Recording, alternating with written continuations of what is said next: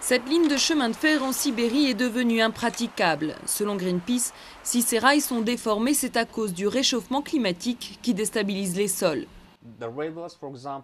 Cette ligne de chemin de fer gondole parce que le sol, normalement constitué de glace, a fondu et que la surface s'est donc écroulée. Le sol, c'est du permafrost, une couche de terre gelée en permanence et qui recouvre 60% du territoire russe. Station météorologique à Moscou, ici on observe l'augmentation des températures.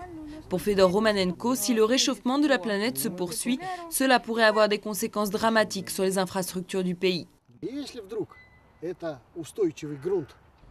Si tout d'un coup le permafrost fond, alors les constructions vont se mettre à bouger. Une maison construite sur un relief va s'écrouler. Une canalisation qui passe par une rivière va se déplacer. Si rien n'est fait, les infrastructures risquent d'être détruites. Pour Greenpeace, le plus inquiétant concerne les infrastructures gazières et pétrolières. Environ 20% des accidents qui ont lieu pendant le transport du pétrole en Russie sont liés à l'instabilité des sols.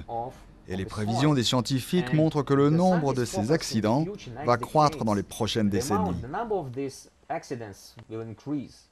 Le coût économique pour le pays risque donc d'être élevé. Pourtant, les hommes politiques tardent à prendre conscience du problème. Il faut dire que beaucoup de scientifiques en Russie pensent encore que l'homme n'est pas responsable du réchauffement climatique.